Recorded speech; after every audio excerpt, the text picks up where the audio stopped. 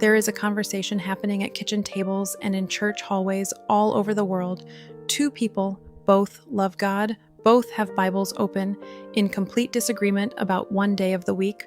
One says the Sabbath is Saturday, the seventh day, written by the finger of God on tablets of stone, the fourth of the 10 commandments. Nothing in Scripture cancels it. The other says Jesus fulfilled the Sabbath. The early church met on Sunday. Colossians 2 says no one should judge you about a Sabbath day, and they both go home more confused than when they started. Here is what I want to do today. Go back further than either side of that argument usually goes. Further than Sunday versus Saturday, further than Paul's letters, further than Moses and Sinai, all the way back to the beginning. Because when you follow the Sabbath through the entire Bible, from the very first time the word appears to the very last, something emerges that most people on both sides have never fully seen. And it starts not with a law, it starts with a day. Genesis 2 verses 2 and 3. And on the seventh day God ended his work which he had made, and he rested on the seventh day from all his work, and God blessed the seventh day and sanctified it. Before you say anything else about the Sabbath, sit with what is actually happening here. Yahweh rested, but not because he was tired. Isaiah 40:28 is explicit. The creator of the ends of the earth does not faint and is not weary. The one who spoke galaxies into existence does not need a nap. So why did he rest? The Hebrew word is Shabbat.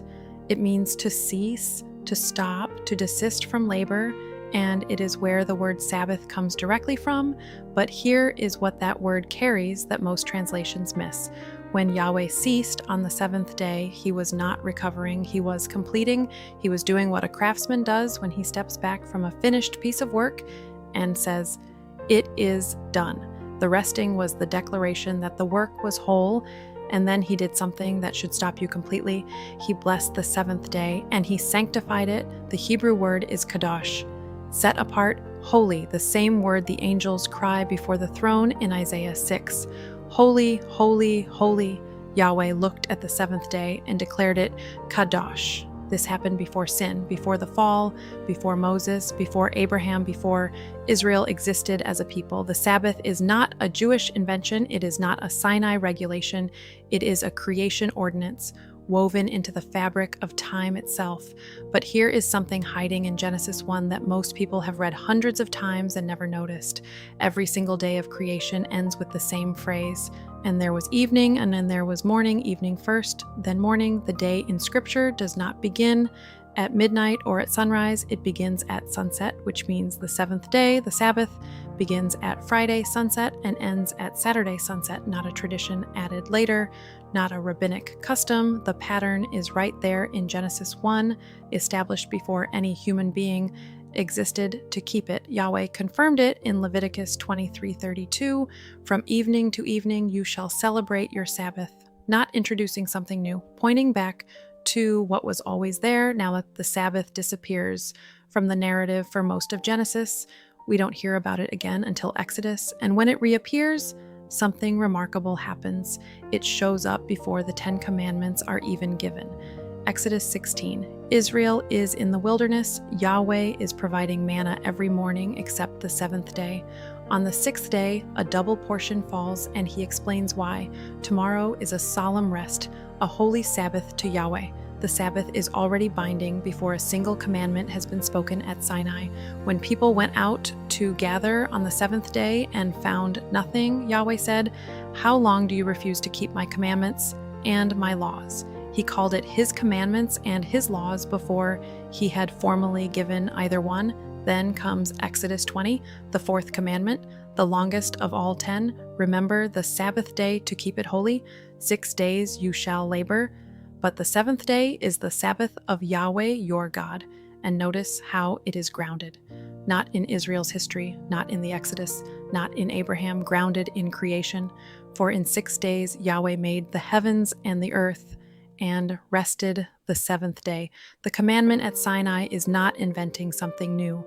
It is reminding Israel of something ancient that existed before they did. Yahweh never divided his instructions into categories or boxes. That framework was invented by people looking for a way to keep some commands and set others aside. The law of Yahweh is the law of Yahweh, and the Sabbath is written in the same finger of God and on the same tablets of stone as do not murder and do not steal. Now, the New Testament, Jesus and the Sabbath.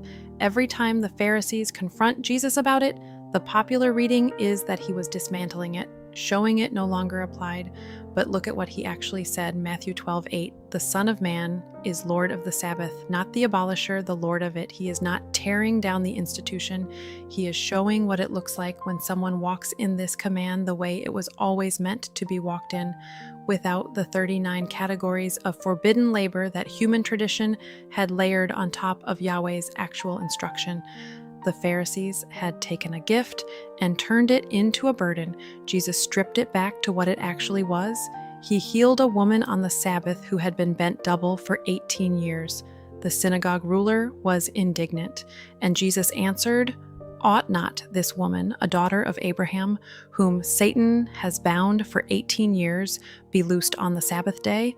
The Sabbath is the most appropriate day to set someone free, because that is what it was always about." None of Jesus' Sabbath encounters are about abolishing the day. Every single one is about recovering its original meaning from under centuries of human tradition.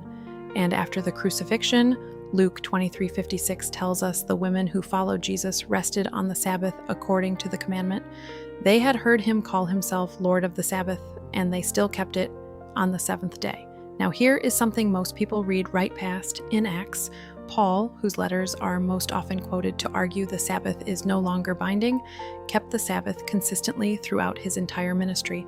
Acts 13, synagogue on the Sabbath. Acts 16, riverside gathering on the Sabbath. Acts 17, reasoning in the synagogue on the Sabbath. Acts 18, teaching in the synagogue every Sabbath.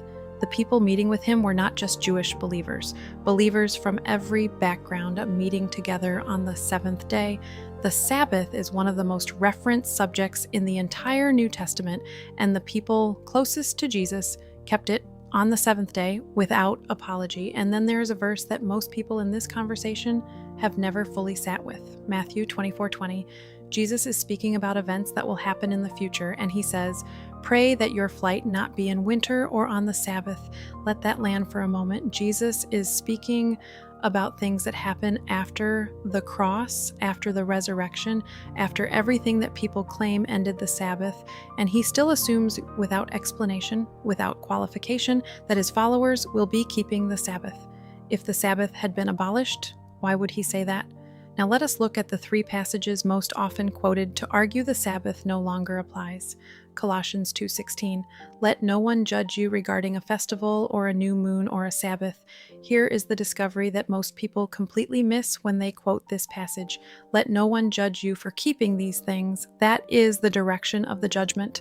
Paul is not telling believers they are free to ignore the Sabbath and the feasts. He is defending believers who are keeping them from people who were telling them it didn't matter. The false teachers in Colossae were the ones pressuring believers to abandon these observances.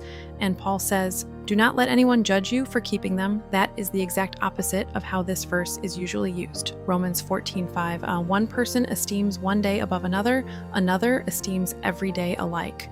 The context is a dispute about dietary practices and cultural background between Jewish and Gentile believers. Paul is addressing church unity, not issuing a verdict on a creation ordinance.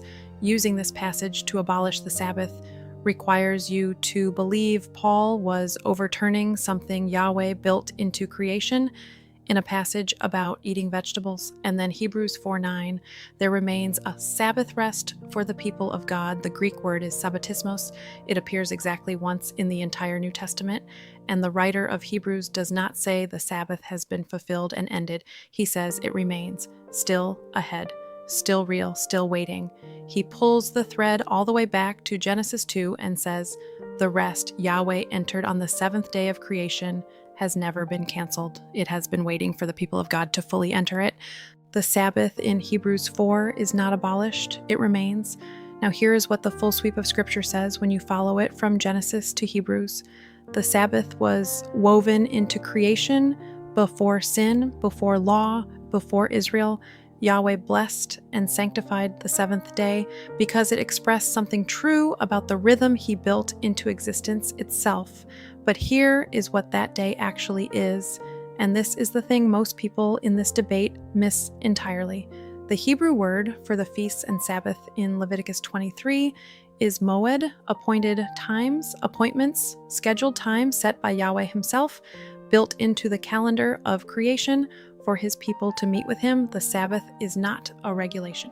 It is not a burden. It is not a religious obligation you check off a list. It is an appointment with your Father set at creation, confirmed at Sinai, walked out perfectly by Jesus, kept by the early believers, and still remaining, according to Hebrews, for the people of God. Every week, Yahweh set aside a day, not for commerce, not for striving, not for producing, for rest, for presence, for being with him in the same rest he entered on the seventh day of creation.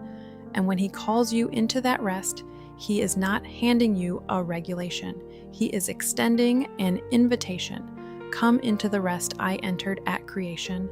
Come and be present with me the way I was present with what I made. Come into the appointed time I have been holding open for you every seventh day, and since the beginning, that invitation is not canceled.